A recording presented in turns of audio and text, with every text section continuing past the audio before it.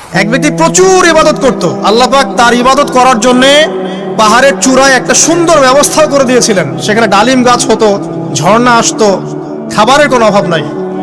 হাদিস এসেছে 500 বছর সে ইবাদত করেছে। কত বছর? কিয়ামতের মাঠে এই ব্যক্তির অবস্থা এমন হবে, তাকে জান্নাতে প্রবেশ করানোর জন্য নিয়ে যেতে বলা হবে। যাও আমার রহমতে জান্নাতে চলে যাও। আল্লাহ পাক তাকে এই কথাটা বলবেন। কিন্তু এই ব্যক্তি বলবে আমার আমলের কারণে, আল্লাহ পাক বলবেন আমার রহমতে জান্নাতে চলে যাও।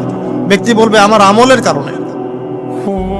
আল্লাহ রাব্বুল আলামিন তখন তাকে দেওয়া সমস্ত নেয়ামত গুলোকে এক পাল্লায় করবেন, আর তার সমস্ত আমলকে আরেক পাল্লায় করবেন। তারপর দেখা যাবে আল্লাহর সমস্ত নেয়ামত তার একটা চোখের সমান হয় নাই।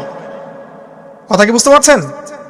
একটা চোখের যে নেয়ামত আল্লাহ পাকের, সমস্ত আমল ও 500 বছরের ইবাদত এতটুকু হয়নি। তারপর তাকে বলা হবে ওকে জাহান্নামে নিয়ে যাও।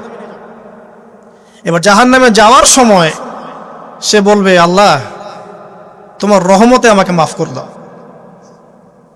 তখন আল্লাহ পাক তাকে আবার ডেকে নিয়ে আসবে, বলবেন যে তোমাকে যে আমি ইবাদত করার জায়গা করে দিয়েছিলাম, এটা কি তুমি নিজে করেছো না আমি করেছি?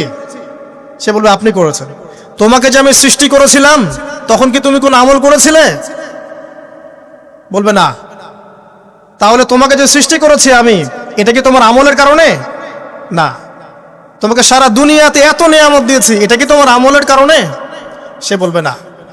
তখন তাকে জান্নাতে প্রবেশ করানো হবে।